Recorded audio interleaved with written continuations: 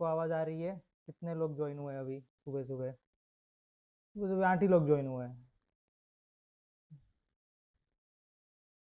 और आवाज़ क्लियर है? हम स्टार्ट करें?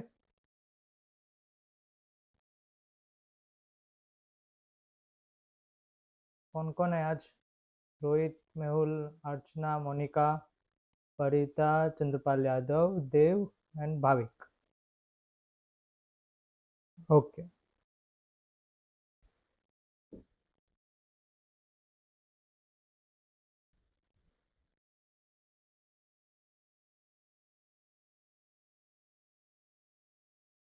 वैसे हमने पूरा याद है व्हाट्सएप ग्रुप में हमने पोल लिए थे, तो कुल मिला के उसमें 32 या 33 लोग थे जिन्होंने मॉर्निंग लेक्चर के लिए बोला था। तो उसमें से उसका 25% यहाँ पे प्रेजेंट है अभी। तो आई होप सब लोग जल्दी ज्वाइन हो जाएंगे। हम स्टार्ट करते ऑलरेडी लेट हो चुके हैं।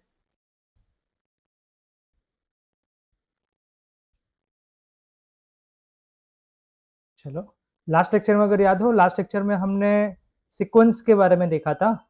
चैप्टर का नाम है हमारा sequence series and progression, but हमने सीक्वेंस के बारे में देखा है अभी तक, सीरीज के बारे में डिस्कस नहीं किया था। तो वो थोड़ा एक टॉपिक बाकी रह गया था लास्ट लेक्चर का, तो वो आज देख लेते हैं पहले। उसके बाद हम आज का जो इम्पोर्टेंट टॉपिक है वो चालू करेंगे। ओके, आवाज क्लियर है? क्योंकि दो ही लोगों ने रिप्लाई दिया है, बाकी और 3-4 लोग रिप्लाई कर दो तो हम स्टार्ट करें।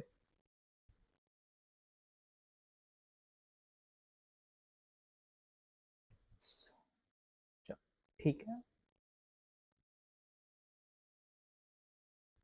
ओके। चलो देखते हैं, सीरीज के बारे में देखना है हमें। जैसे कि हमने सीक्वेंस देखी थी लास्ट लेक्चर में, जब हम सीक्वेंस लिखते हैं तो वो कुछ लॉजिक निकलता है वहां पे, वो लॉजिक से हम सीक्वेंस बनाते हैं। अभी वो सीक्वेंस में हमने देखा था बीच में ये कॉमा साइन यूज कर रहे थे हम, ठीक है। बट अगर ये कॉमा के जगह पे हम प्लस सिंबल यूज करेंगे तो फिर वो सीक्वेंस को सीरीज बोल देंगे। तो सीरीज और सीक्वेंस में यही डिफरेंस है।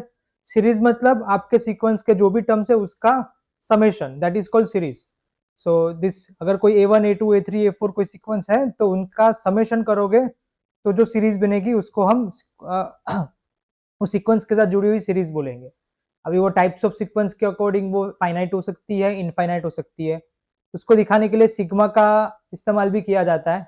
जैसे कि कोई A1 A2 A3 सीक्वेंस है, ठीक है, और तो उसकी सीरीज में ऐसे लिख सकता हूँ, like sigma a n where n is equal to 1 to n, पता नहीं है कहाँ तक। तो इस तरीके से हम लिख सकते हैं इसका interpretation A1 plus A2 plus A3 up to, अगर लास्ट टर्म ए एन है तो इस तरीके से हो जाएगा। तो this is the definition of series की सीरीज क्या होती है। तो जस्ट सबमिशन करना है, एडिशन करना है और कुछ नहीं है। तो 2-3 एग्जांपल कर लेते हैं ये सीरीज के, मतलब एडिशन सब का प्रैक्टिस थोड़ी कर लेते हैं। जैसे कि एक मैं सीक्वेंस लेता हूँ इस तरीके की, ऐसी कोई सीक्वेंस दी हुई है, सीक्वेंस का जनरल टर्म दिया हुआ है where first term is 1, and एक आपको जनरल टर्म दिया हुआ है a n is equal to a n minus 1 plus 2। अगर सिर्फ पूछा होता सीक्वेंस फाइंड करो तो पहले 5 टर्म ऐसे फाइंड कर लेते हम। जैसे कि मुझे A2 फाइंड करना होता है तो हम क्या कर लेते, it is n-1 2-1 which is A1 plus 2, then A1 is 1 plus 2 which is 3। इस तरीके से A3 फाइंड कर लेते, that will B A2 plus 2 हो जाता, क्योंकि an-1 दिया हुआ है। an-1 का मतलब क्या होता है, उससे पहले जो टर्म आ रहा है वो। So this A2 plus 2, this 3 plus 2 which is 5, then fourth term will be third term plus 2, so this will be 5 plus 2 which is 7, and fifth term it will be fourth term plus 2 which is 7 plus 2 9 हो जाएगा। तो उसकी corresponding series अगर मुझे लिखनी है तो मैं क्या लिखूंगा, सीरीज लाइक 3 प्लस 5 प्लस, पहले तो फर्स्ट भी आएगा क्योंकि पहला टर्म तो एक था, 1 प्लस 3 प्लस 5 प्लस 7 प्लस 9। तो ये हो गई सीक्वेंस से जुड़ी हुई सीरीज। तो ऐसे आप एक दो एग्जांपल मुझे करके दिखा दो फिर हम आगे बढ़ते हैं।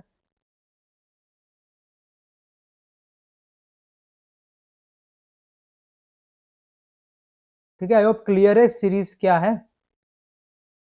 कुछ नहीं, एडिशन करना है आपको, इस सीक्वेंस तो हमने पढ़ लिया था लास्ट लेक्चर में।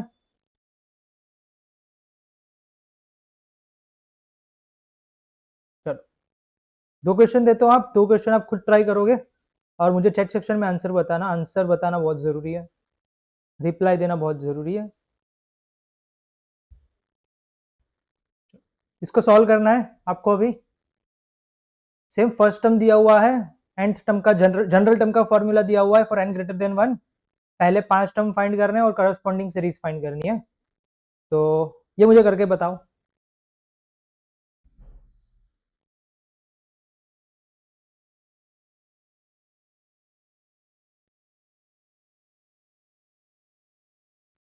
हो जाए तो आंसर तुरंत लिख लेना चैट सेक्शन में ताकि हम फटाफट आगे बढ़े।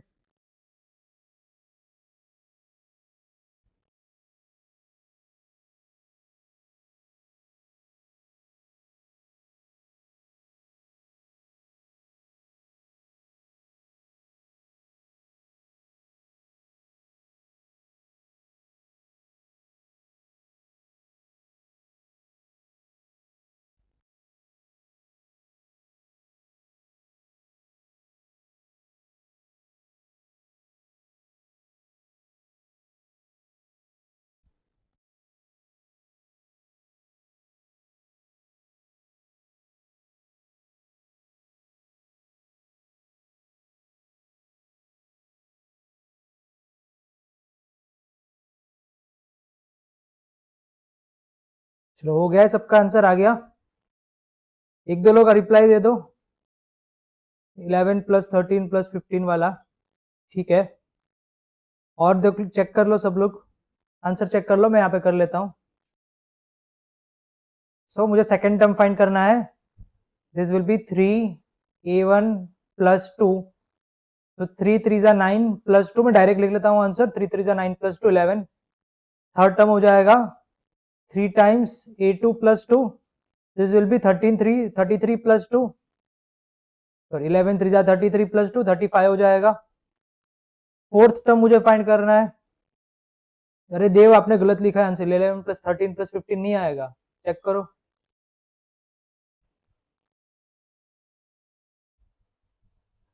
फोर्थ टर्म आएगा 3 टाइम्स a3 प्लस 2, ठीक है। 3 इंटू 35 प्लस 2 करना है, ठीक है। मैं डायरेक्ट यहाँ पे लिख रहा था, अभी थोड़ा बड़ा कैलकुलेशन तो आपके लिए लिख रहा हूँ। 35 3 जा 105, 105 प्लस 2 107। और फिफ्थ टर्म हो जाएगा 3a4 प्लस 2। तो 3 into 107 plus 2 which is 321 plus 2 which is 323। तो आपकी करस्पॉन्डिंग सीरीज हो गई क्या? पहला टर्म 3 था जो क्वेश्चन में दिया हुआ था, दूसरा टर्म 11, तीसरा term 35, fourth term 107, fifth term 323, और प्लस सिंबल यूज करेंगे जिससे ये सीरीज बन जाएगी। ठीक है।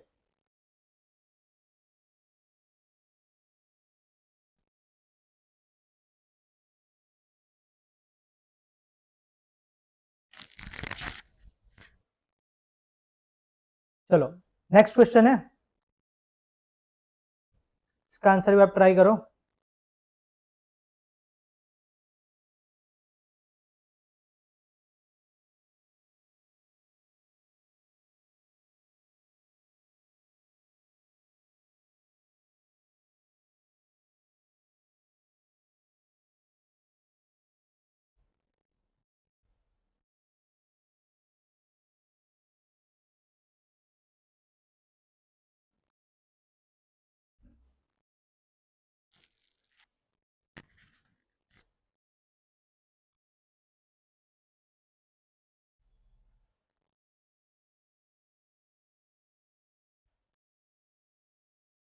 चलो किसी का आंसर?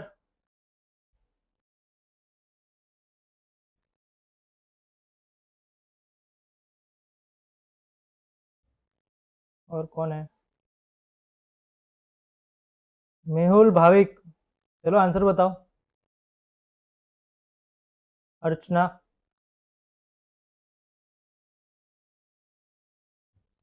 फर्स्ट टर्म -1 दिया हुआ है, nth टर्म का फॉर्मूला दिया हुआ है an-1/n, n is equal to 2 से स्टार्ट करो।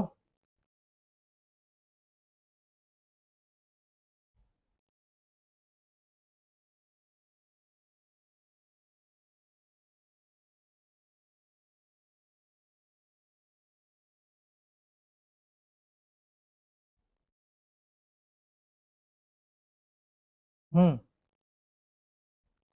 हाँ तो देखो प्लस माइनस माइनस हो जाता है तो बीच में माइनस साइन ही यूज करोगे। ठीक है। ए टू इज इक्वल टू क्या हो जाएगा, 2 माइनस वन वन, और एन हमने 2 लिया था। ए वन क्वेश्चन में दिया हुआ है -1, तो this is -1/2। Then third term a two by n is equal to 3 लिया हुआ है हमने, 3 माइनस वन 2 और नीचे 3 आएगा। ए टू -1/2 है, ठीक है। और -1/2 बाई 3 करेंगे तो 2 3 6 हो जाएगा और ऊपर -1 रहेगा, तो it is -1/6। Fourth term this will be third term by 4, this -6 4 जा 24। Fifth term A4 by 5। Fourth term हमने फाइंड किया है -1/24, 24 5 जा 120 हो जाएगा क्योंकि डिनोमिनेटर और डिनोमिनेटर का मल्टीप्लीकेशन होता है। सो -1/120। तो करस्पॉन्डिंग हम सीरीज लिखेंगे -1/2 -1, सॉरी पहले -1, देन -1/2 -1/6 -1/24 एंड -1/20, और इस तरीके से सीरीज आगे बढ़ती जाएगी।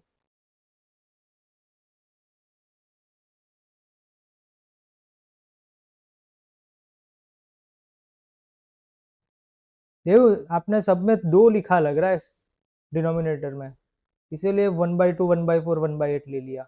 एन है ना, तो एन चेंज होता जाएगा, वैसे ये भी चेंज होता जाएगा।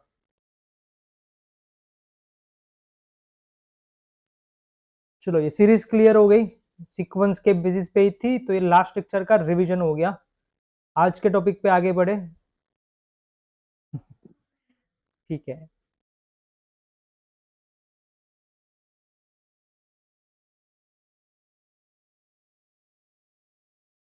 ओके चलो आज का टॉपिक है अरिथमेटिक प्रोग्रेशन। तो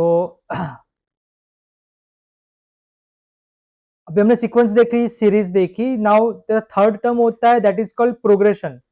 सो प्रोग्रेशन एक तरीके की सीक्वेंस ही होती है जहां पे एक पर्टिकुलर रूल बन जाता है, जहां पे आपका जो टर्म होगा वो उसके प्रीवियस टर्म पे डिपेंड रहेगा।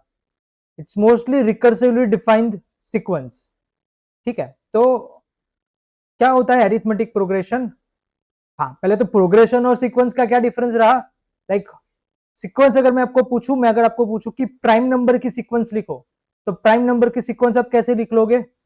स्टार्ट करोगे 2 3 5 7 11 13 17 19, इस तरीके से आप सीक्वेंस लिख लोगे। बट क्या इस सीक्वेंस का आप जनरल टर्म लिख पाओगे? नहीं लिख पाएंगे। मतलब कोई एक फंडामेंटल रूल नहीं बना सकते कि कोई पैटर्न कुछ फॉलो नहीं हो रही है। प्राइम नंबर की सीक्वेंस का मतलब क्या होगा कि वो लॉजिकल है, ठीक है, उसका कोई जनरल रूल नहीं बनेगा। तो इसीलिए अगर कोई सीक्वेंस का हम जनरल रूल बना देते हैं और वो पर्टिकुलर एक पैटर्न में होती है, एक रूल के मुताबिक जाती है, तो उसको हम प्रोग्रेशन बोलते हैं। नाउ एरिथमेटिक प्रोग्रेशन क्या है? लास्ट लेक्चर में हमने सीक्वेंस के टाइप्स देखे थे, जहां पे हमने इंक्रीजिंग डिक्रीजिंग मोनोटोन सीक्वेंस देखी थी। ठीक है। मोनोटोन सीक्वेंस 4 तरीके की थी अगर याद हो तो, increasing sequence, non decreasing sequence, decreasing sequence and non increasing sequence. तो थोड़ा रिवाइज कर लेना क्या था उसमें। जो इंक्रीजिंग और डिक्रीजिंग सीक्वेंस है उसी को हम एरिथमेटिक प्रोग्रेशन बोलते हैं। तो एरिथमेटिक प्रोग्रेशन एक तरीके की मोनोटोन सीक्वेंस है, जहां पे वैसे मोनोटोन सीक्वेंस 4 तरीके की होती है, बट उसमें 2 तरीके की मोनोटोन सीक्वेंस को हम एरिथमेटिक प्रोग्रेशन बोलेंगे। मतलब क्या, एक या तो डिक्रीज होती हुई या तो इंक्रीज होती हुई सीक्वेंस, जिसको हम एक पैटर्न में लिख सकते हैं, एक रूल के अकॉर्डिंग लिख सकते हैं। सो एरिथमेटिक प्रोग्रेशन का मतलब क्या हुआ? It is the progression, it is the list of numbers in which each term is obtained by adding a fixed number to the preceding term except the first term। मतलब आपका first term को आपको पता होगा, first term कोई भी sequence का पता होता है, और नहीं पता है तो फिर बाद में रूल्स के वजह से फाइंड कर सकते हैं। बट मेन ये है कि अगर आपको सेकेंड टर्म फाइंड करना है कोई सीक्वेंस का, तो आपको फर्स्ट टर्म प्रीसीडिंग टर्म मतलब उससे पहले वाले टर्म में कोई फिक्स्ड नंबर ऐड करना है। और अगर सेम चीज अगर आपको A3 फाइंड करना है, तो आपको क्या करना है, सेकंड उससे previous term preceding term A2 था, उसके अंदर फिक्स टर्म आपको ऐड करना है, और यही फिक्स नंबर को हम बोलेंगे common difference of arithmetic progression. ठीक है। तो इस तरीके से अगर आप लिखते जाओगे तो आप देखो यहाँ पे आपको क्या मिलेगा, a2 minus a1 is equal to d हो जाएगा। सेम वे यहाँ पे भी a3 minus a2 is equal to d हो जाएगा। ऐसे करते जाएंगे। फिर nth टर्म आपको जो फाइंड करना होगा वो उससे पहले वाला n माइनस वन टर्म होगा, ठीक है, उसमें भी हम डी ऐड करके बनाएंगे। तो this is again an minus one is equal to d हो जाएगा। तो ये फिक्स नंबर जो होता है उसको हम यहाँ पे कॉमन डिफरेंस बोलते हैं। आप यहाँ पे एक चीज ऑलवेज याद रखोगे, common difference would be obtained only by taking difference of next term minus preceding term, ठीक है। मतलब ऑलवेज आप a2 माइनस a1 करोगे, ना कि a1 minus a2। a1 minus a2 करोगे तो गलत आएगा, वो नेगेटिव आएगा, ठीक है। और हाँ, कॉमन डिफरेंस नेगेटिव भी हो सकता है, पॉजिटिव भी हो सकता है, जीरो भी हो सकता है। मतलब अगर मैं कोई सीक्वेंस लिखता हूं, इसको सब लिखने की जरूरत नहीं है, अगर कोई सीक्वेंस में लिखता हूं जैसे कि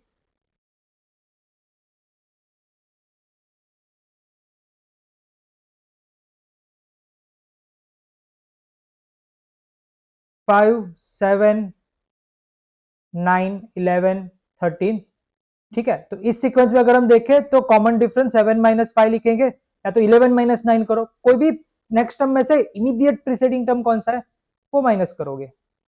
बट अगर मैं कोई ऐसी सीक्वेंस लिख रहा हूं जैसे कि, तो इसमें आप क्या लिखोगे, common difference 11 minus 15 which is minus 4, ठीक है। तो कॉमन डिफरेंस पॉजिटिव भी हो सकता है, नेगेटिव भी हो सकता है। कॉमन डिफरेंस पॉजिटिव का मतलब वो इंक्रीजिंग सीक्वेंस है, कॉमन डिफरेंस नेगेटिव का मतलब वो डिक्रीजिंग सीक्वेंस है। अब जीरो का मतलब क्या हो गया, 5 5 5 लिखते जाओ कोई भी। तो this is also the arithmetic progression, but ये इंक्रीजिंग भी नहीं है, डिक्रीजिंग भी है, कॉन्स्टेंट सीरीज है, ठीक है। सो बेसिकली हमें इसमें क्या याद रखना है, जो आपको लिखना है, जो आपको याद रखना है वो, कि जैसे कि हमने यहाँ पे देखा, अगर मुझे a2 लिखना है तो a1 में मुझे d ऐड करना है, अगर मुझे a3 लिखना है तो a2 के अंदर मुझे d ऐड करना है। But what is a2, a2 की वैल्यू अगर मैं यहाँ पे रखूं, that will be a1 plus d, ठीक है। तो this will be a1 plus 2d, then fourth term will be third term plus d, then third term हमने फाइंड किया which is a1 plus 2d। तो a3 की value put कर लेता हूं, so this will be a1 plus 3d। Fifth term will B, सीधा लिख सकते हैं, पैटर्न बन गई, देखो ध्यान से। अगर मुझे थर्ड टर्म फाइंड करना था तो मैंने क्या लिखा, फर्स्ट टर्म प्लस 2d। 2 मतलब क्या, 2 मतलब आप ऐसे भी लिख सकते हो 3 माइनस 1d, क्योंकि आपका ये थर्ड टर्म था ना। आपने जब ये लिखा ए फोर्थ टर्म आपको लिखना था तो आपने क्या लिखा, first term plus 3d, this is the first term. और 3d लिखा, 3 मतलब आपका जो टर्म था उसमें से एक माइनस करके लिखा। फिफ्थ टर्म वैसे ही लिखना होगा तो आप क्या लिखोगे, first term plus 5 minus 1d which is a1 plus 4d। तो इस तरीके से हम जनरल लिखते जाएंगे तो एक एरिथमेटिक प्रोग्रेशन का जनरल टर्म फॉर्मूला मिलेगा हमें, वो हमें याद रखना है क्वेश्चंस के लिए। तो the general term formula a n is equal to, पहले तो a1 ही लिखेंगे, फिर क्या लिखना पड़ेगा, 5 माइनस वन कर रहे थे, 4 माइनस वन कर रहे थे, 5 माइनस वन कब कर रहे थे, जब फिफ्थ टर्म फाइंड करना था। तो यहाँ पे n है तो मुझे यहाँ पे क्या करना पड़ेगा, n माइनस वन लिखना पड़ेगा और यहाँ पे d लिखना पड़ेगा। तो this is the general term formula for the arithmetic progression. अगर n की वैल्यू पता है, पहला टर्म पता है और कॉमन डिफरेंस पता है तो हम nth टर्म फाइंड कर सकते हैं, ठीक है। तो ये आपको लिख लेना है, जनरल टर्म फॉर्मूला हमें याद रखना है, इसी के बेसिस पे फिर क्वेश्चंस करेंगे। आज तीनों लेवल के क्वेश्चन करेंगे, इजी मॉडरेट डिफिकल्ट सब तरीके के क्वेश्चंस कर सकते हैं।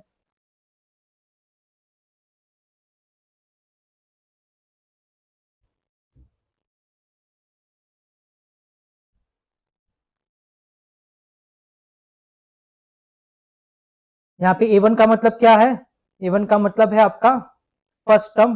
कभी कभी हम a1 की जगह पे a भी लिख लेंगे तो कंफ्यूज मत हो जाना, a1 लिखो या a लिखो सेम रहेगा। आप चाहो तो b1 भी लिख सकते हो, c1 भी लिख सकते हो, डिपेंड करता है कि आप अपनी सीक्वेंस को कौन से नोटेशन से डिनोट कर रहे हो, ठीक है। d का मतलब क्या है यहाँ पे, जैसे आगे हमने लिखा, it is the common difference, और n क्या है, that is the number of terms, 5 term 10 terms, ठीक है।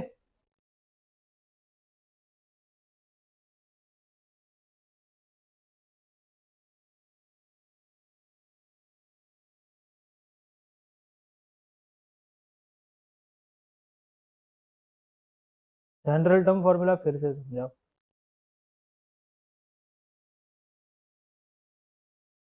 यहाँ पे पैटर्न देखो रोहित, पैटर्न क्या बन रही है यहाँ पे। आपको जब सेकंड टर्म फाइंड करना था तो आप क्या करोगे, पहले टर्म में कॉमन डिफरेंस ऐड करोगे। थर्ड टर्म फाइंड करना है तो क्या करोगे, सेकंड टर्म में कॉमन डिफरेंस ऐड करोगे। तो a2 की जगह पे आप फिर वैल्यू पुट कर दो a1 प्लस डी, ये वाली, तो आपका हो जाएगा a1 प्लस 2d। 2d को आप ऐसे भी लिख सकते हो ना, 2 मतलब 3 माइनस 1। क्यों 3 माइनस 1 लिखा हमने, क्योंकि थर्ड टर्म फाइंड कर रहे थे ना, इसीलिए। फोर्थ टर्म अगर मुझे फाइंड करना है तो मुझे क्या करना है, प्रीसीडिंग टर्म थर्ड टर्म होता है उसमें डिफरेंस ऐड करेंगे। तो a3 की फिर वैल्यू पुट करेंगे यहाँ पे, तो a1 प्लस 2d आएगा, इसे a1 प्लस 3d। ठीक है, तो इस तरीके से हम पैटर्न बनाए तो देखो जनरल टर्म फॉर्मूला क्या बन जाएगा। मुझे nth टर्म फाइंड करना है, जैसे यहाँ पे फिफ्थ टर्म फाइंड कर रहे थे, तो फिफ्थ टर्म फाइंड करने के लिए क्या लिखा, फर्स्ट टर्म, तो फर्स्ट टर्म लिख लेंगे। 5 माइनस 1 लिखा, 5 क्यों लिखा, क्योंकि फिफ्थ टर्म फाइंड कर रहे थे। nth टर्म फाइंड करना है तो मुझे क्या करना पड़ेगा, n लिखना पड़ेगा, और माइनस 1 कर देंगे और कॉमन डिफरेंस का d लिख लेंगे। तो this is the general term formula.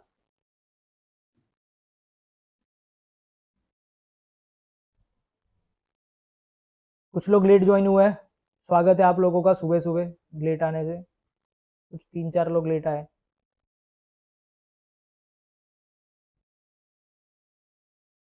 ठीक है रोहित, डन। ठीक है, इन सबको जाने दो। तो इसका आंसर फाइंड करना है, find the 10th term of arithmetic progression 2 7 12, और ये चलता जाता है। तो इसको कैसे करेंगे, सबसे पहले तो पहला टर्म कौन सा दिख रहा है आपको, 2 दिख रहा है। कॉमन डिफरेंस कितना दिख रहा है, कॉमन डिफरेंस ऑलवेज क्या करना है, second term minus first term, first term minus second term नहीं करेंगे। 7 माइनस 2 हो जाएगा 5, कॉमन डिफरेंस विल बी 5। और 10th टर्म फाइंड करना है, मतलब मेरा n इज इक्वल टू 10 है, मैं n इज इक्वल टू 10 ले लूंगा। तो 10th टर्म क्या लिख लेंगे, a plus n minus 1d, a1 plus n minus 1d, n minus 1 कितना हो जाएगा, 9 हो जाएगा। तो a1 प्लस 9d, तो a1 मतलब 2 प्लस 9 इंटू 5, तो it is 2 plus 45, it is 47।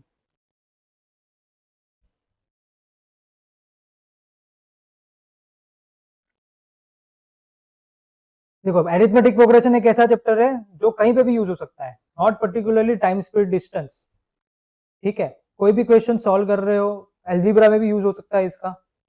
ठीक है, तो स्पेसिफिक इसी चैप्टर से भी कुछ क्वेश्चन बन सकते हैं, कुछ एप्लीकेशन बेस्ड क्वेश्चन आते हैं एवरेज चैप्टर के, परसेंटेज चैप्टर के, तो उसमें भी इसको हम यूज कर सकते हैं।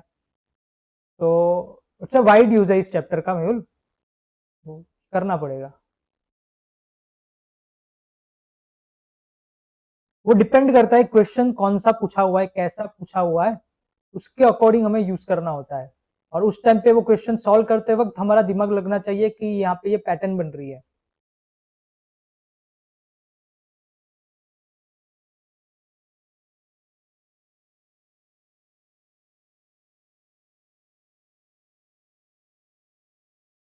चलो क्लियर है। चलो इसमें अभी थोड़ा अलग तरीके का क्वेश्चन करते हैं। अलग तरीके का मतलब, जैसे ऐसा क्वेश्चन है, which term of the arithmetic progression 21 18 15 is minus 81, also in any term is any term 0। मतलब क्या था, पहले वाले क्वेश्चन में हमने क्या फाइंड किया था कि 10th टर्म कौन सा था, यहाँ पे ये पूछा है कि माइनस 81 कौन से टर्म पे होगा, कौन से नंबर का टर्म होगा माइनस 81, और क्या इस सीरीज के अंदर 0 होगा। दो तरीके क्वेश्चन है, तो इसलिए आप क्या करोगे, सबसे पहले तो कोई भी सीक्वेंस आपको दिखे तो उसके अंदर फर्स्ट a1 फाइंड कर लो, 21, कॉमन डिफरेंस डी फाइंड कर लो, 18 माइनस 21, इट इज -3। और आपको ये पूछा है ना कि इस सीरीज का -81 टर्म कौन सा होगा, तो आपको क्या ले लेना है, आपका nth टर्म है, क्योंकि आपको n फाइंड करना पड़ेगा, n फाइंड करना है ना, क्योंकि कौन सा टर्म -81 है, कौन सा टर्म मतलब n फाइंड करना है। तो आप -81 को an अज्यूम कर लोगे, an विल बी -81। फिर आप फॉर्मूला लगा दोगे, an is equal to a1 plus n minus 1 d. अभी वैल्यू पुट कर लोगे तो आपको n मिल जाएगा, आपका टर्म मिल जाएगा। तो first term will B 21, n minus 1, d is -3 -81, So n minus 1 minus 3 minus 81 minus 21 minus 81 minus 21 करोगे कितना आएगा माइनस 102 फिर n माइनस 1 कितना हो जाएगा माइनस 102 डिवाइडेड बाय माइनस 3 तो n माइनस 1 कितना हो जाएगा 34 तो n कितना आ जाएगा 35 so minus 81 is 35th term चलो ठीक है उत्पल 35 आ गया उत्पल का मेरा भी आ गया 35 तो मतलब आपको जो भी टर्म फाइंड करना है उसको आप an ले लोगे और फिर फॉर्मूला लगा दोगे जनरल टर्म फॉर्मूला जिससे आपको आंसर मिल जाएगा तो इस सीक्वेंस का 35th टर्म जो होगा वो माइनस 81 होगा और अभी आप थोड़ा लॉजिक लगा के मुझे बताओ कि कौन सा टर्म जीरो होगा पहले तो होगा या नहीं होगा अगर होगा तो कौन सा टर्म जीरो होगा वो आप खुद कैलकुलेट करके मुझे कमेंट करो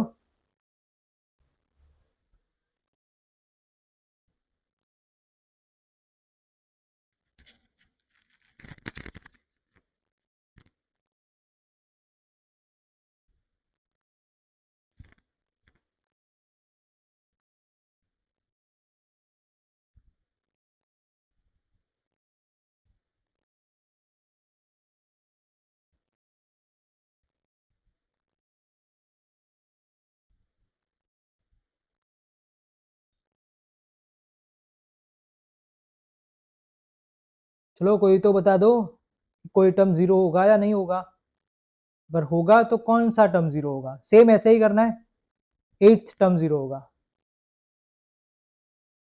ओके गुड तो सेम वही लॉजिक लगाएंगे an is equal to zero ले लेंगे then a1 plus n minus 1d is equal to zero a1 आपका है 21 d आपका minus 3 so 3n minus 1 is equal to 21 n minus 1 is 7 n is equal to 8 so आपका जो 8th term होगा वो zero होगा गुड चलो सही है ऐसे सब आंसर देते जाओगे तो मुझे भी पता चलेगा कि सब साथ में हम कर रहे हैं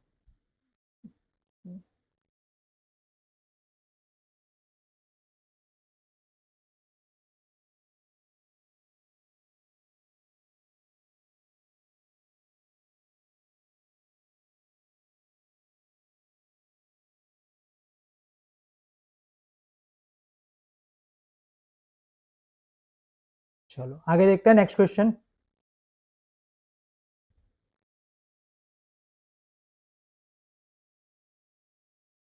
determine the arithmetic progression whose third term is 5 and seventh term is 9 third term 5 दिया हुआ है सेवेंथ टर्म 9 दिया हुआ है ठीक है बस इतना दिया हुआ है उसके बेसिस पे आपको एरिथमेटिक प्रोग्रेशन बनाना है कि एरिथमेटिक प्रोग्रेशन या कौन सा होगा आपके पास 1 मिनट है आप फिर एक बार ट्राई करो कि कैसे कर सकते हो थोड़ा सोचो कि यही दो डेटा की मदद से हम कैसे फाइंड कर सकते हैं एरिथमेटिक प्रोग्रेशन ये कौन सा है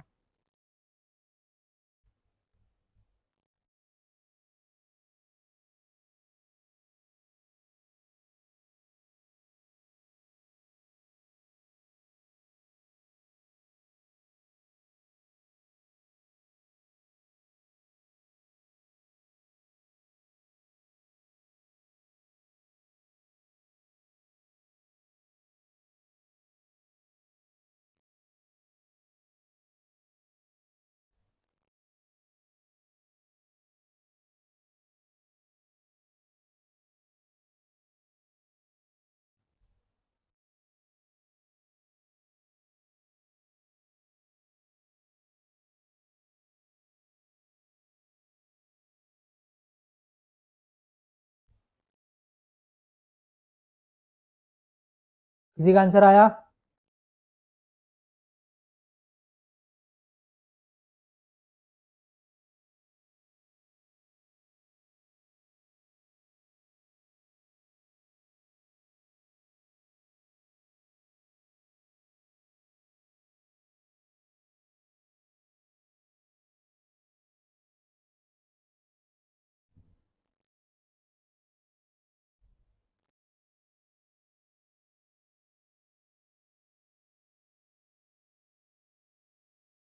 3 4 5 6 7 ओके।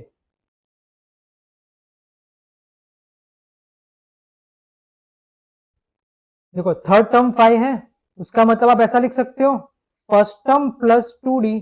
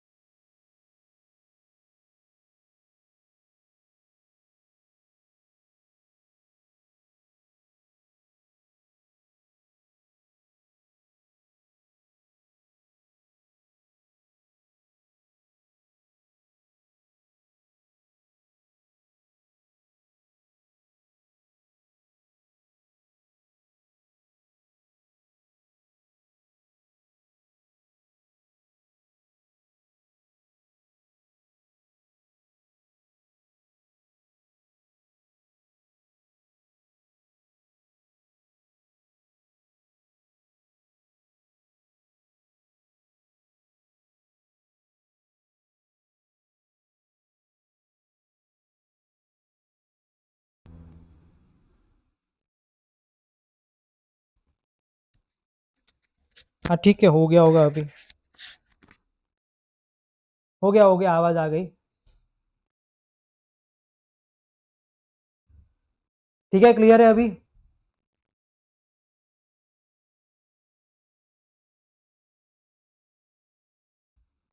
ठीक है, चलो नेक्स्ट क्वेश्चन करते हैं। ये भी इजी क्वेश्चन था, सिर्फ आपको ये फॉर्म लिखना आना चाहिए।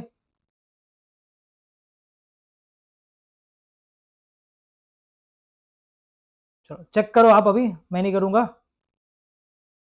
Check whether 301 is a term of the list of numbers 5 11 17 23। ये कोई सीक्वेंस है, क्या इस सीक्वेंस का कोई टर्म 301 होगा या नहीं होगा? मतलब a n is equal to 301 है, तो एन क्या होगा, होगा या नहीं होगा? पहले तो चेक करो, कैसे चेक करोगे? देखो 1 मिनट ट्राई करो।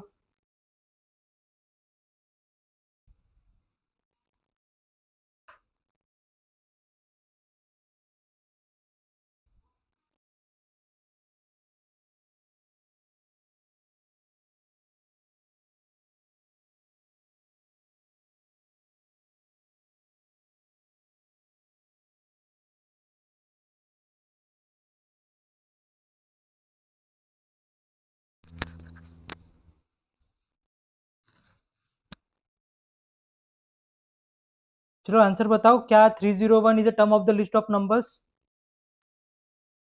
किसी का आया यस और नो तो बता दो। नहीं आया। यस का मतलब होगा कि है तो कौन सा टर्म है? नो या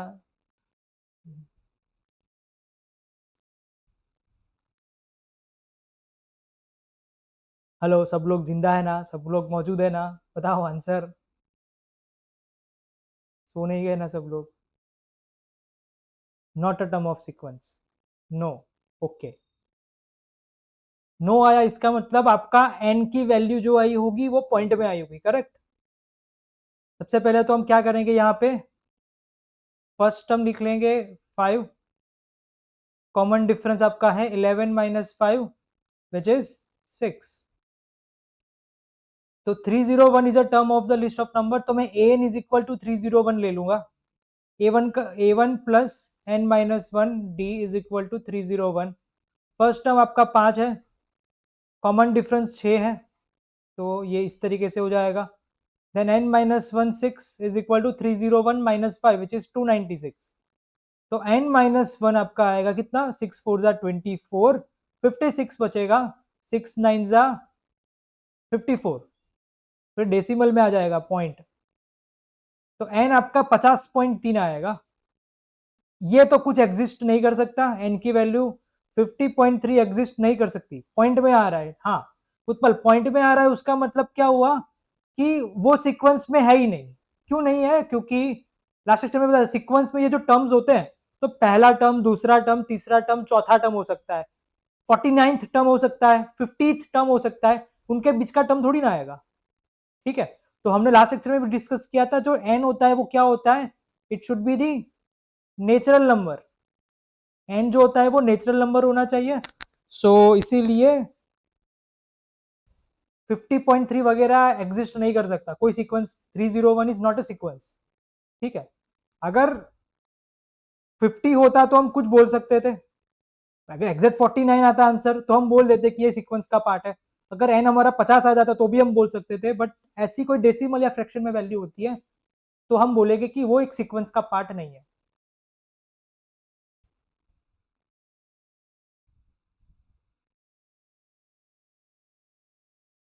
ओके, चलो क्लियर हो गया।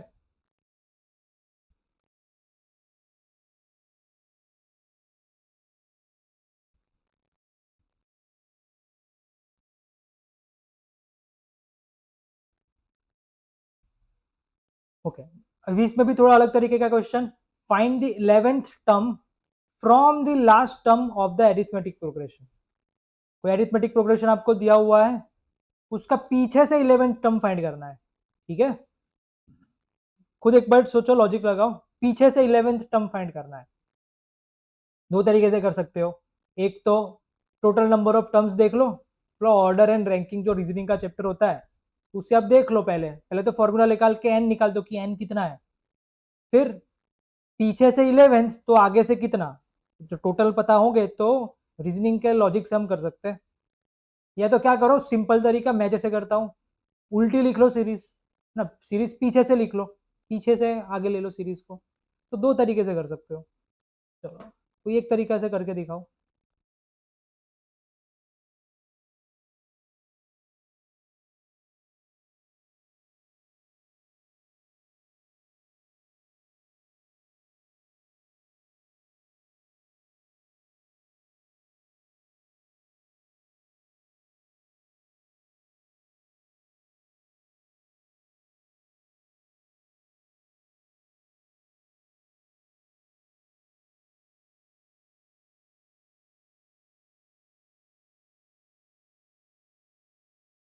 जी का आया answer, 11 term from the last term.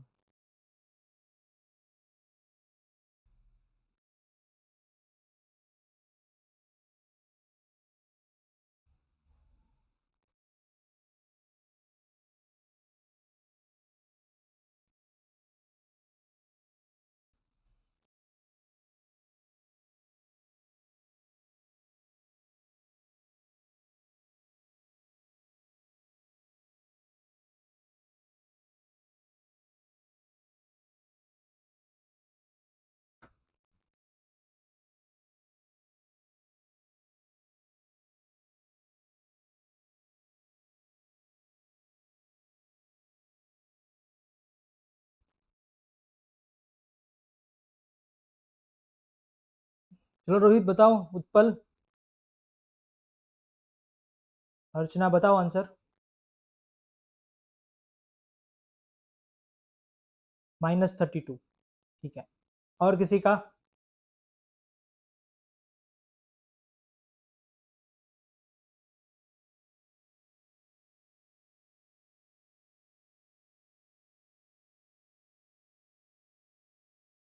ठीक है, चलो -32 आ गया है। आप यहाँ पे देखोगे तो आप सीरीज में देख के बता सकते हो ना कि कॉमन डिफरेंस कितना है, 7 - 10 विच इज -3। मैं क्या बोला, आप इसको रिवर्स में लिखो। आप रिवर्स में लिखोगे तो आपका 10 पीछे आएगा, 10 से पहले 7, फिर 4, ऐसे करते जाओगे तो पहला टर्म आपका -62 हो जाएगा। मैंने इसे इसलिए लिखा क्योंकि लास्ट टर्म से बोला था। तो अभी यहाँ पे देखोगे तो अभी आपका कॉमन डिफरेंस +3 हो जाएगा। देखो 4 + 3 7, 7 + 3 10, क्योंकि आपने रिवर्स में लिखा तो माइनस का पॉजिटिव हो जाएगा, और पहला टर्म कौन सा हो जाएगा, -62। तो इस तरीके से आप डायरेक्ट 11th टर्म अभी फाइंड कर सकते हो, क्योंकि आपने सीरीज को पीछे से लिख लिया। 11 टर्म फाइंड करना मतलब ये 1 + 10d करना, पहला टर्म है -62 और डी है आपका 3, तो -62 प्लस 30 इट इज -32। रोहित -29 नहीं -32 आएगा, देखो चेक करो। -29 आया, उसका मतलब कि आपने टोटल टर्म फाइंड किए होंगे, है ना। टोटल टर्म कितने आ रहे होंगे, 25 आ रहे होंगे शायद, 25 या 26 पता नहीं। फिर आपने कितने आ रहे होंगे, जो भी है, बट ऐसे भी कर सकते हो। ऐसे मत करो कि टोटल टर्म फाइंड करो फिर आगे पीछे से इतना है तो आगे से कितना, थोड़ा लंबा हो जाता है। इससे व्यतीत रिवर्स करके आप लिख लो, फटाफट हो जाएगा।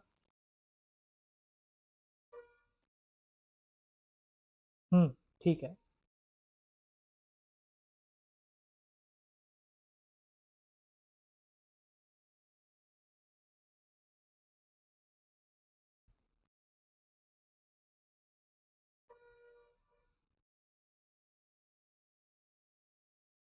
तो एप्लीकेशन बेस्ड क्वेश्चन देख लो। In a flower bed, there are 23 rose plants in the first row, 21 in the second, 19 in third, and so on. And there are 5 rose plants in the last row. How many rows are there in the flower bed? ठीक है, कोई flower bed है,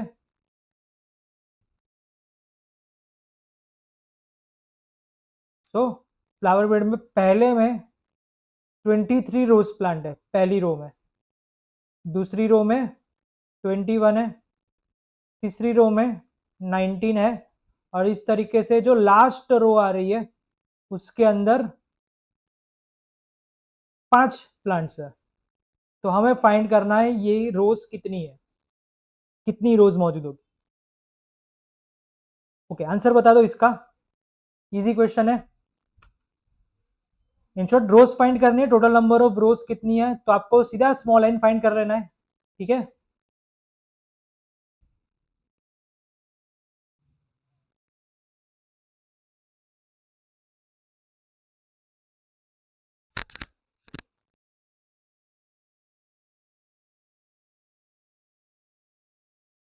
तो पहले में 23, दूसरे में 21, तीसरे में 19, तो कितने पे 5।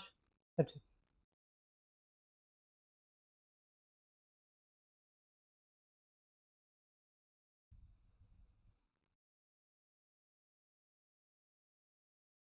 टेन, 10 रोज होगी, ठीक है। आप देखोगे यहाँ पे तो पहली रो के अंदर 23 प्लांट्स है, दूसरे में 21 है, मतलब कॉमन डिफरेंस आपका -2 हो जाएगा क्योंकि आप डिक्रीजिंग सीक्वेंस है। आपको पूछा है कि लास्ट रो में कितना होगा, तो लास्ट टर्म आपको दिया हुआ है 5, ठीक है, मतलब a n is equal to 5 है। अब सीधा फॉर्मूला लगा सकते हो, 5 is equal to A1 plus n-1 d, 5 is equal to 23 plus n-1 -2, so plus हो जाएगा ये सब कुछ, 23 - 5 18, n-1 9, then n is equal to 10।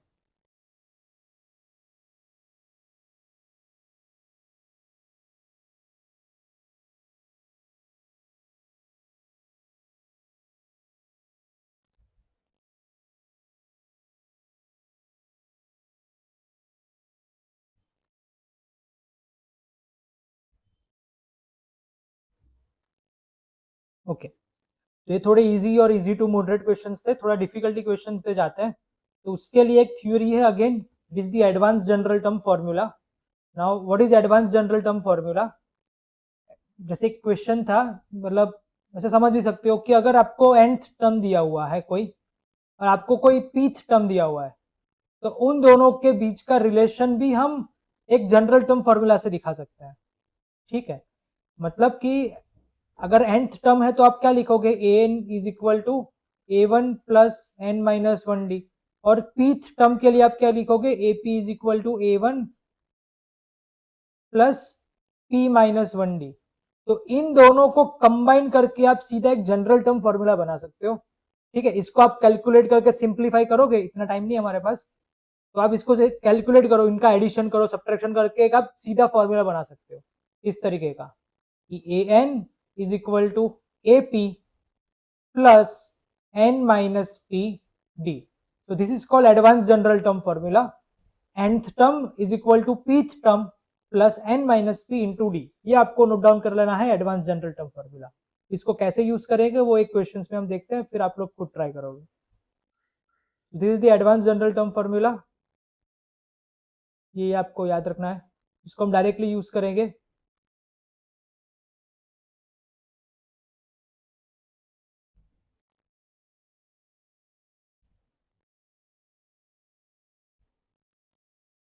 जैसे आपने ये जो दो लिखा, इन दोनों का अगर आप सब्ट्रैक्शन करोगे इन दोनों का, तो आपको ये मिल जाएगा। दोनों का सब्ट्रैक्शन करना था बस, तो आपको ये मिल जाएगा। आई होप लिख लिया होगा सबने एडवांस जनरल टर्म फॉर्मूला। तो क्वेश्चन देखते हैं इसके बेसिस पे।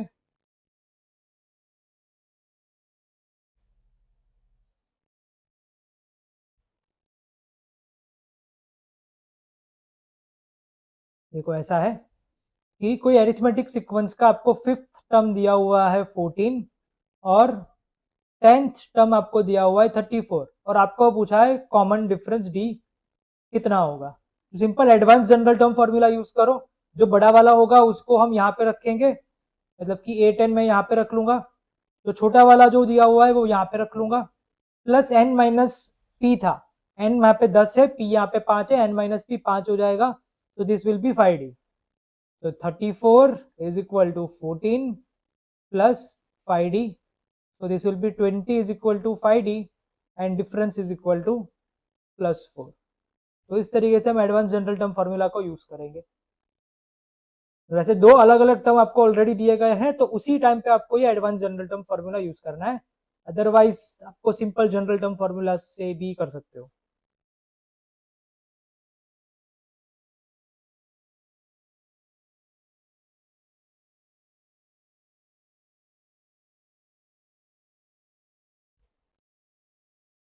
एक और क्वेश्चन ले लेते हैं ऐसा एडवांस जनरल टर्म फॉर्मूला का। आपको दिया हुआ है 9th term minus second term is equal to 42 and find करना है 10th term minus 7th term. That's it, बस इतना ही है। जरूरी नहीं है एडवांस जनरल टर्म फॉर्मूला, कोई भी सिंपल जनरल टर्म फॉर्मूला से भी कर सकते हैं। इसका आंसर से आप करके दिखाओ एक बार।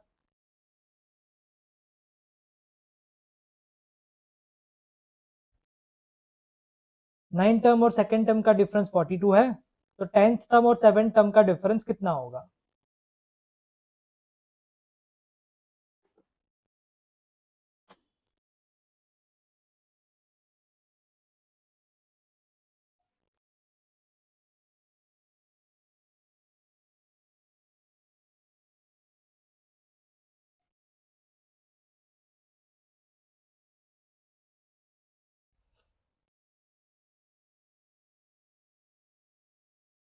एटीन, ठीक है 18 आएगा। Simple general advance general term formula के अकॉर्डिंग अगर आप देखोगे, तो मुझे अगर 9th टर्म लिखना है तो मैं 9th टर्म कैसे लिखूंगा? A2 plus 9 minus 2 7d, so A9 minus A2 is equal to 7d। A9 minus A2 दिया हुआ था 42, तो आपको डिफरेंस मिल गया 6। Same way A10 minus A7 करना है, तो जो डेटा दिया गया ना उसी को यूज करना है। लाइक A10 मुझे फाइंड करना है, तो मैं A7 प्लस 10 माइनस 7 3d, तो A10 minus A7 is equal to 3d। A10 minus A7 तो फाइंड ही करना है, तो 3 into 6 which is 18। So this is the answer.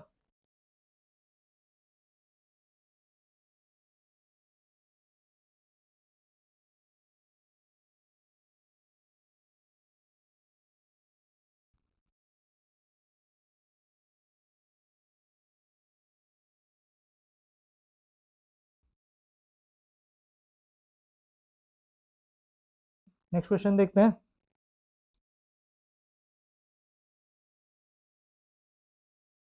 देखो एक और कॉन्सेप्ट होता है that is called arithmetic mean. Arithmetic mean मतलब अगर आपको कोई सीक्वेंस दी हुई है, वो सीक्वेंस के दो टर्म के बीच में ऐसी कौन सी वैल्यू पुट करेंगे तो वो सीक्वेंस बनी रहेगी, तो वो बीच वाली वैल्यू को एरिथमेटिक मीन बोलेंगे। So given two numbers a and b, we can insert a number a between them so that a and b is an arithmetic progression. Such a number a is called arithmetic mean. तो arithmetic mean का formula है a plus b by two. ठीक है, मतलब कि ऐसा हो गया like a1 a2 a3 a4 a5 a6 a7, ये कोई जनरल टर्म, ये कोई एरिथमेटिक प्रोग्रेशन का पार्ट है। तो है ना, आप a2 इज इक्वल टू ऐसे लिख सकते हो like a2 is equal to a1 plus a3 by two, ये एरिथमेटिक मीन बोलेंगे।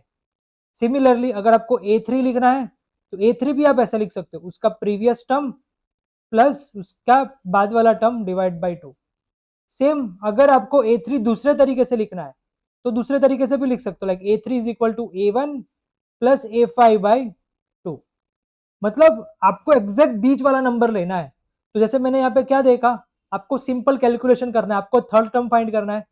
तो तीन कैसे कैसे बन सकता है, तीन देखो, a1 में 1 और a5 में 5, 1 प्लस 5 6 बाई टू 3 हो गया। सेम 3 और कैसे बन सकता है, 2 plus 4 6 by two which is 3, और तो कोई तरीका नहीं हो सकता। ठीक है, सेम वे अगर मुझे a15 अगर मुझे फाइंड करना है तो a15 बहुत तरीके से लिख सकते हो। a15 आप a14 plus a16 by two करके भी लिख सकते हो, क्योंकि 14 प्लस 16 30 होता है, 30 बाई टू 5 हो जाए 15 हो जाएगा। सेम a15 आप ऐसे भी लिख सकते हो like a10 plus a20 by two, 10 plus 20 30 plus by two 15 हो जाता है। तो इस तरीके से भी लिख सकते हैं अरिथमेटिक मीन। तो ये आपको याद रखना है कि अरिथमेटिक मीन फाइंड करने के बहुत सारे तरीके होते हैं, वो सब कुछ डिपेंड करता है डेटा पे कि डेटा कौन सा दिया गया है। अभी जैसे कि यहाँ पे क्वेश्चन में बोला है कि 4 और 16 का अरिथमेटिक मीन क्या होगा, तो सिंपल अरिथमेटिक मीन मतलब 4 और 16 का अरिथमेटिक मीन करना है, तो 4 plus 16 by two that is 10। Arithmetic mean मतलब क्या हो गया कि आप जो अरिथमेटिक मीन फाइंड करोगे उसका पहले वाले नंबर से और दूसरे वाले नंबर से डिफरेंस सेम होना चाहिए। जैसे कि 10 माइनस 4 करोगे तो 6 आएगा, सेम 16 माइनस 10 करोगे तो 6 आएगा। तो that is called arithmetic mean. तो एक बार ये लिख लेना, लॉजिक लिख लेना है आपको ये खास, कि यहाँ पे तो simple a plus b by two लिखा था, बट उसका मीनिंग बहुत अलग अलग तरीके से हम ले सकते हैं। ए और बी कोई भी टर्म हो सकते हैं जिसका कॉमन डिफरेंस बीच वाले से सेम होगा। ज्यादा क्वेश्चन नहीं बनते बट काम आ जाता है कभी कभी ये टॉपिक।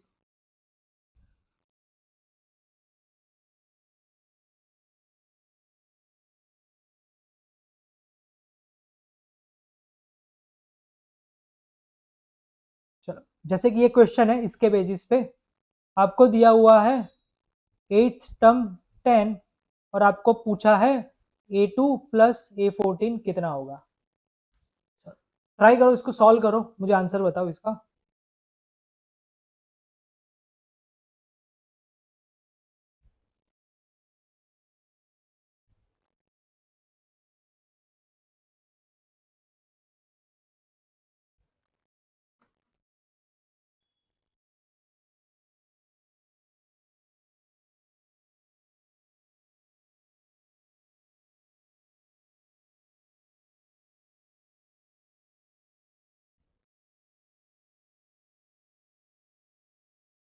चलो इसका आंसर बताना सब लोग, कितना आएगा, 2 सेकंड का काम है आंसर लाना इसका, सोचो।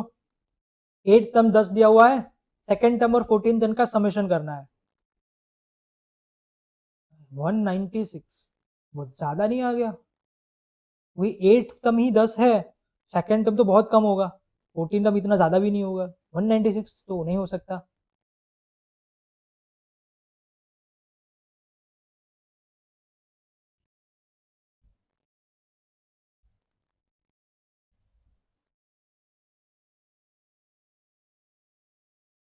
देखो सिंपल है, आपको एट टर्म दिया हुआ है, अभी जैसे हमने अरिथमेटिक मीन देखा a2 प्लस a14, यहाँ पे 2 है, यहाँ पे 14 है, 2 प्लस 14 बाई टू करोगे कितना आएगा, 8 आएगा।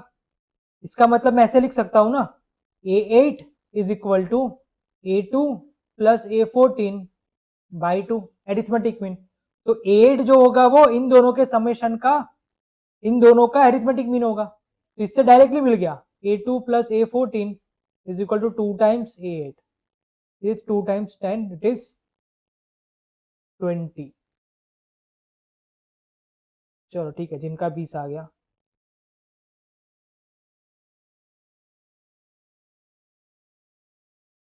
तो अरिथमेटिक मीन ऐसे क्वेश्चंस पे काम आ जाएगा।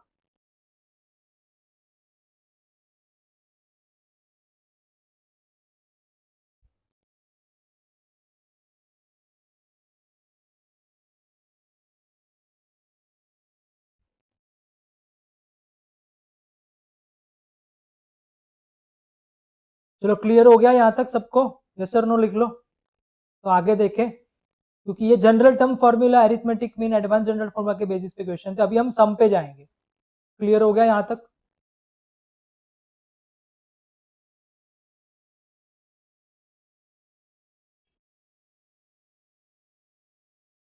ठीक है, चलो देखते हैं आगे।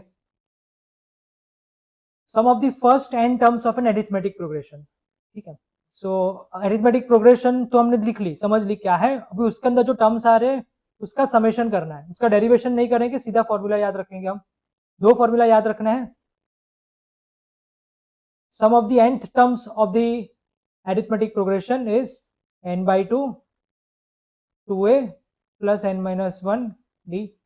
ये एक फॉर्मूला याद रखना है, general formula for the sum of the n terms of an arithmetic progression. If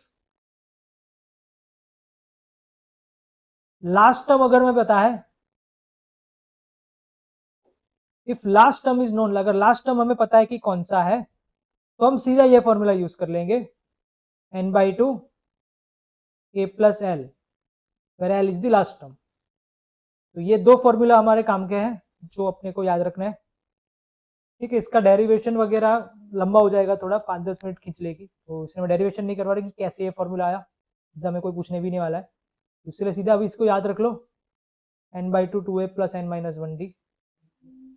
इस जनरल फॉर्मूला है पहला वाला। दूसरा वाला, जब लास्ट टर्म अगर हमें पता है तो हम ये सेकंड वाला फॉर्मूला यूज कर लेंगे, तो शॉर्टकट में हो जाएगा ये।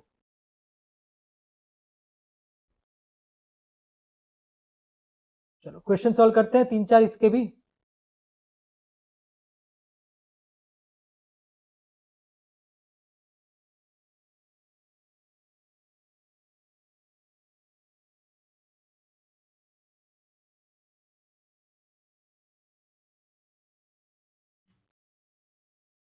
Find sum of the first 22 terms of the arithmetic progression this।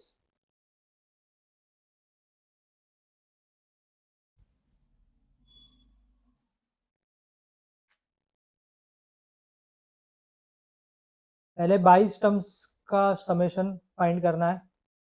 तो जैसे क्वेश्चन में अगर हम देख रहे हैं, फर्स्ट टर्म अपना 8 है,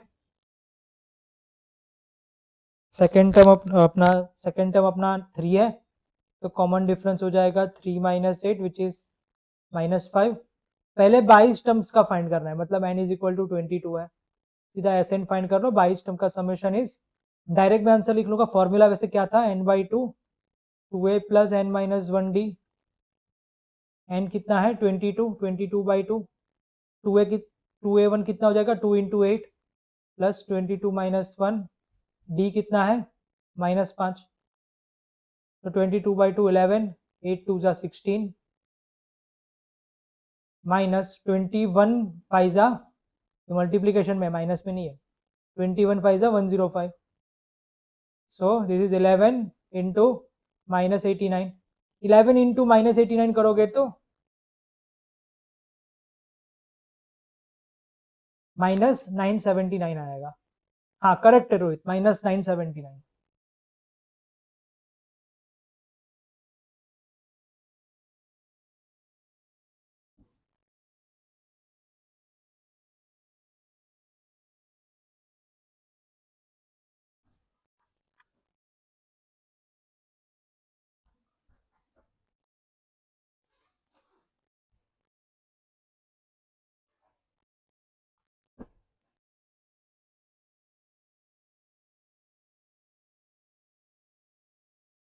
नेक्स्ट क्वेश्चन आप खुद ट्राई करोगे, 2 मिनट है आपके पास, 2 मिनट भी ज्यादा है वैसे।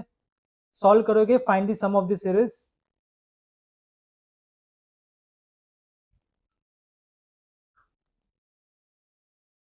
थोड़ा अलग होगा प्रीवियस क्वेश्चन से, because we don't know the n number of terms कितने हैं, ये हमें नहीं पता है इस क्वेश्चन में, तो इसलिए हमें क्या करना पड़ेगा, पहले तो नंबर ऑफ टर्म्स कितने हैं वो कैलकुलेट करने पड़ेंगे, और उसके बाद सम फाइंड करना पड़ेगा, ठीक है, क्योंकि सम के फॉर्मूला में n होता है जो तो पता ही होना चाहिए। तो n फाइंड करने के लिए पहले क्या करोगे आप, खुद एक बार ट्राई करो, 1 मिनट है आपके पास।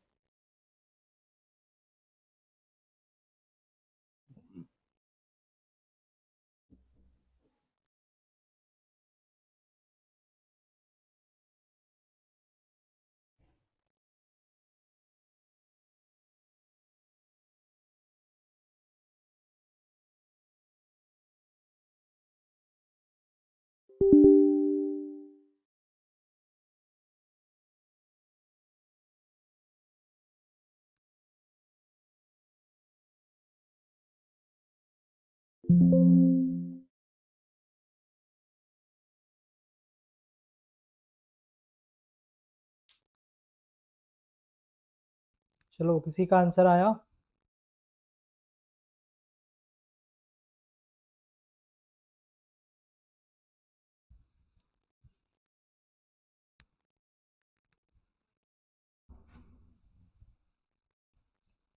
टू 2091 आया पिपल का। चलो चेक करते हैं। सो पहला टर्म आपका यहाँ पे 1 है, लास्ट टर्म आपका 101 है, मतलब a n is equal to 101 ले लेगा, क्योंकि हमें एन पता नहीं है इसलिए उसको एन लिख लेंगे। कॉमन डिफरेंस देखो तो कॉमन डिफरेंस क्या है, 3.5 minus 1 which is 2.5। So formula लगाएंगे, a one plus n minus one d is equal to 101। A one is equal to 1, n पता नहीं है, कॉमन डिफरेंस 2.5, 101, तो n minus one into 2.5, 101 minus 1 100 हो जाएगा, तो n minus one will be 100 by 2.5, 25 फुर्जा 100 होता है, तो इसलिए n माइनस वन आ जाएगा 40, ठीक है, n माइनस वन 40 आ गया, तो n इज इक्वल टू 41। तो टोटल टर्म आपके 41 हो गए। नाउ आप फॉर्मूला यूज कर सकते हो, s n is equal to n by two a plus l, last term पता है इसीलिए second term second formula use कर लेंगे। तो दिस इज 41 बाई टू, पहला टर्म है 1, लास्ट टर्म है 100, 41 बाई टू, लास्ट टर्म 101 है, सॉरी, दिस इज 102 हो जाएगा, so this is 51, so answer will be 2091। चलो सही है, n इज इक्वल टू 41 आया था और समेशन आया था 2091। गुड।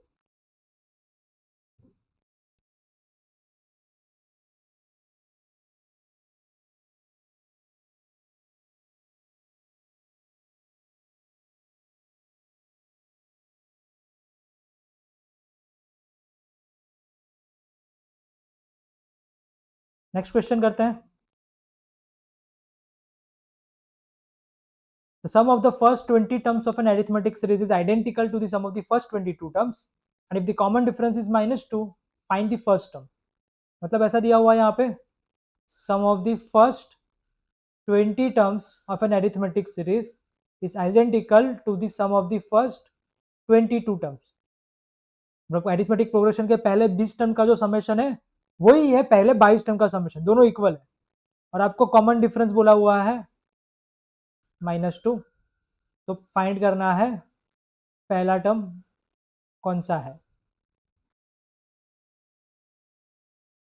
चलो वापस से खुद एक बार आप पहले ट्राई करो, फिर मैं करता हूँ।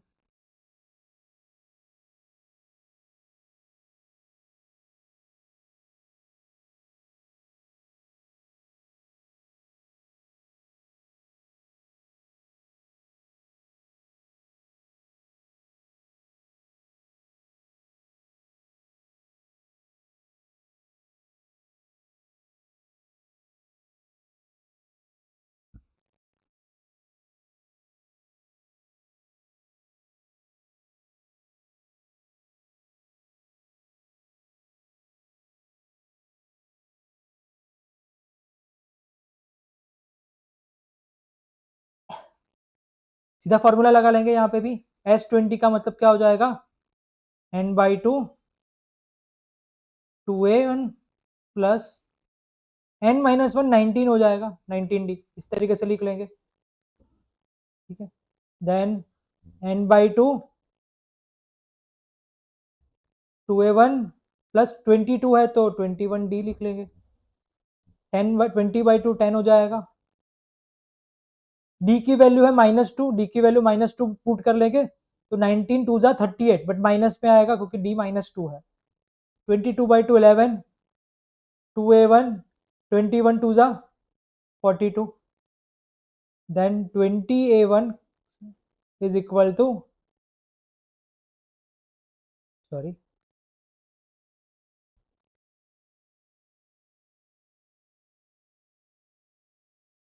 380 is equal to 22a1 minus 264. So 22a1 minus 20a1, this will be 2a1. 462 minus 380, this will be 82. So a1 will be 41. किसी का आ रहा है 41? चलो ठीक है, दो लोगों का आ गया था 41। तो फर्स्ट टर्म 41 रहेगा, जस्ट हमने फॉर्मूला यहाँ पे लगाया।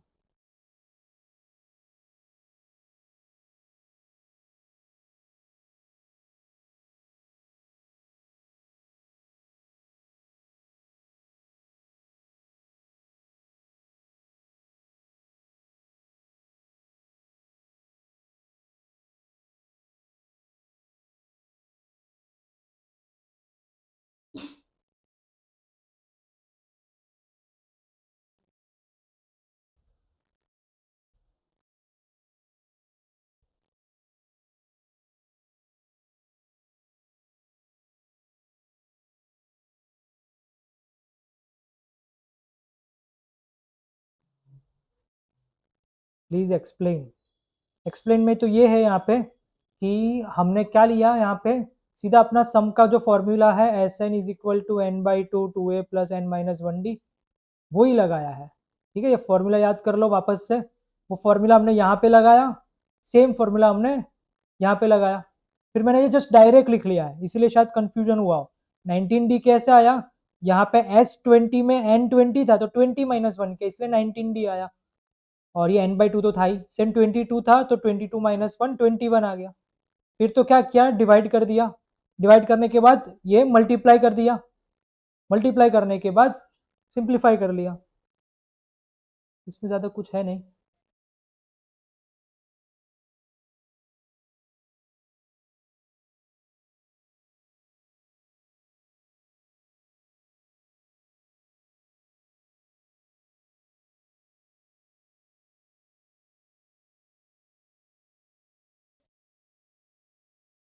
नेक्स्ट देखते हैं।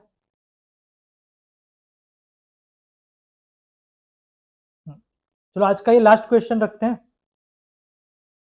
फिर मैं कुछ होमवर्क में क्वेश्चंस दूंगा, आप सॉल्व करना।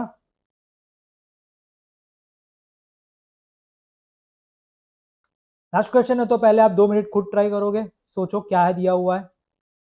आज का सबसे बेस्ट क्वेश्चन है ये।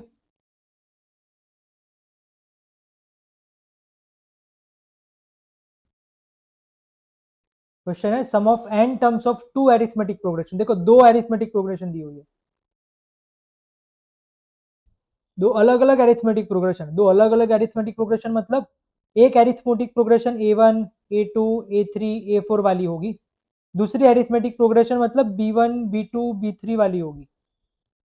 ठीक है, टर्म्स अलग अलग होंगे, बट दोनों में क्या है, n टर्म्स है, नंबर ऑफ टर्म्स सेम है, लास्ट टर्म इसका an होगा और इसका लास्ट टर्म bn होगा, दो अलग अलग प्रोग्रेशन है।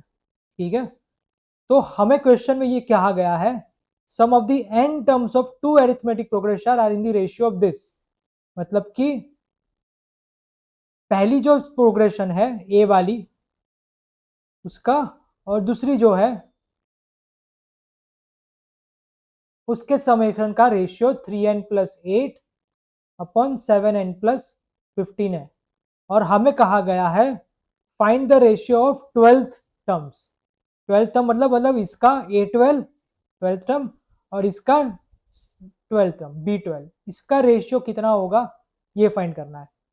सिंप्लीफाई कर दे इसको, अगर समझने के लिए अगर हम देखें a12 और b12 का मतलब क्या हो जाएगा, जनरल टर्म फॉर्मूला लगाओ, जनरल टर्म के अकॉर्डिंग a12 और b12 क्या हो जाएगा, A1 plus 11D, correct, n-1, और ये B1 प्लस 11, हाँ, डिफरेंस दोनों का अलग अलग होगा।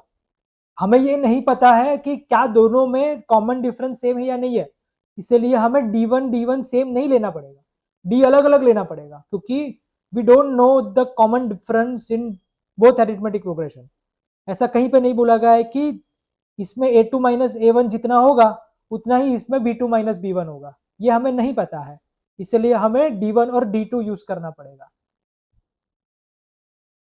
ठीक है, चलो इसको सॉल्व करते हैं, मतलब ये हमें फाइंड करना है।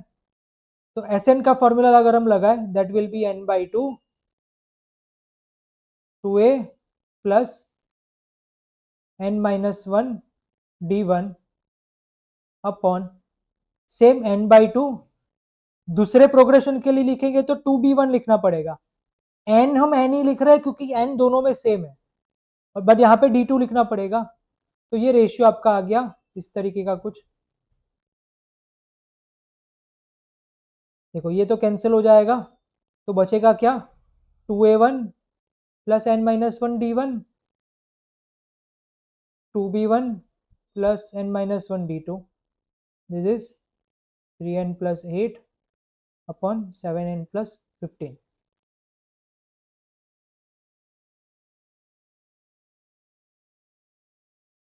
अभी इसी को मुझे इसके साथ कंपेयर करना है, तो देखो अभी यहाँ पे थोड़ा लॉजिक है, क्यों कर रहे हो वो आपको पता चलेगा। इस क्वेश्चन को हमें जो फाइंड करना है, इसको ऊपर नीचे मल्टीप्लाई बाई 2 करो, मल्टीप्लाई बाई 2 ऊपर करो नीचे करो सेम ही होता है, ठीक है, क्योंकि आप दोनों में दो दो मल्टीप्लाई कर रहे हो। ऐसा क्यों कर रहे हैं, क्योंकि आप क्वेश्चन में देखो, यहाँ पे डेटा में देखो 2a1 आया है, यहाँ पे 2b1 आया है, यहाँ पे a1 है और यहाँ पे b1 है, इसीलिए मैंने लॉजिक लगाया कि ऊपर नीचे 2 मल्टीप्लाई कर लेते हैं, उससे क्वेश्चन चेंज नहीं हो जाता, क्योंकि आप दोनों में सेम चीज कर रहे हो। तो ऊपर नीचे दोनों में मैंने 2 मल्टीप्लाई किया, ठीक है। नाउ आप कंपेयर कर सकते हो यहाँ पे कि देखो 2a1 प्लस 2b1, यहाँ पे भी है 2a1 और 2b1, यहाँ पे क्या है n-1 d1, यहाँ पे क्या है 22 d1, यहाँ पे देखो n-1 d2 है, यहाँ पे 22 d2 है, तो आप दोनों को कंपेयर कर सकते हो, यहाँ पे दोनों सेम है, अगर दोनों सेम है तो n-1 की वैल्यू आपको मिल गई विच इज 22, ये आपका इक्वल हो गया, क्योंकि दोनों में यहाँ पे 22 है, यहाँ पे n-1 है, तो आपने कंपेयर कर दिया, जिससे आपको n इज इक्वल टू 23 मिला। नाउ ये n इज इक्वल टू 23 की वैल्यू यहाँ पे रख लोगे तो आपको आंसर मिल जाएगा।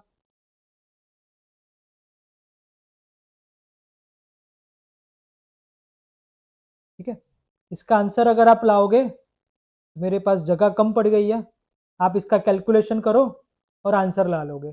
23 3 जा 69, 69 प्लस 8 हो जाएगा 77, नीचे आप देखोगे तो 23 plus 23 into 7 plus 15, 23 into 7 plus 15 करोगे तो ये आएगा 23 इंटू 7, 23 इंटू 7 करते हो तो 161 होता है, 161 प्लस 15 करोगे तो 176 हो जाएगा। और फाइनली यहाँ पे मैं आंसर लिख लेता हूँ, ऊपर नीचे 11 से डिवाइड कर दोगे तो आंसर आएगा 7/16, तो उत्पल का आंसर सही था।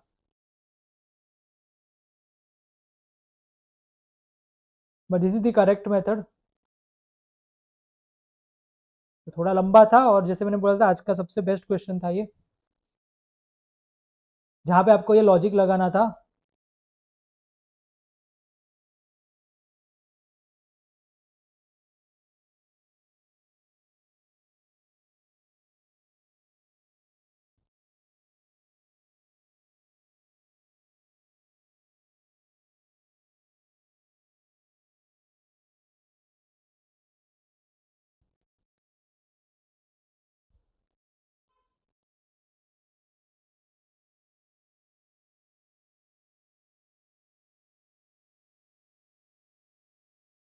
ठीक है, सो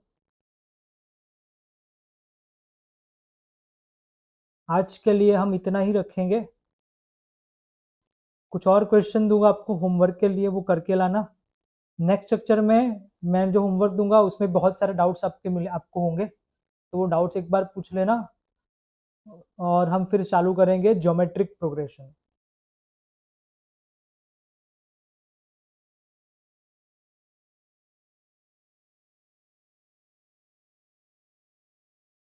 और एक बार उसको रिवाइज कर देना।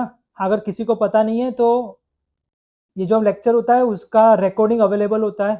आप अपने एप्लीकेशन में यही बैच के अंदर लाइव क्लासेस में जाओगे स्क्रॉल करते हुए, तो ये लाइव लेक्चर का रिकॉर्डिंग वहाँ पे 1 घंटे बाद ऑलरेडी अपलोड हो जाता है।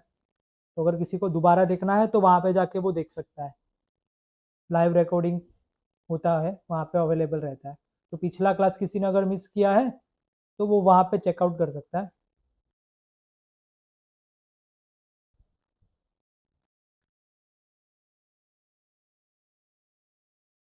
चलो ठीक है, क्लियर है सबको?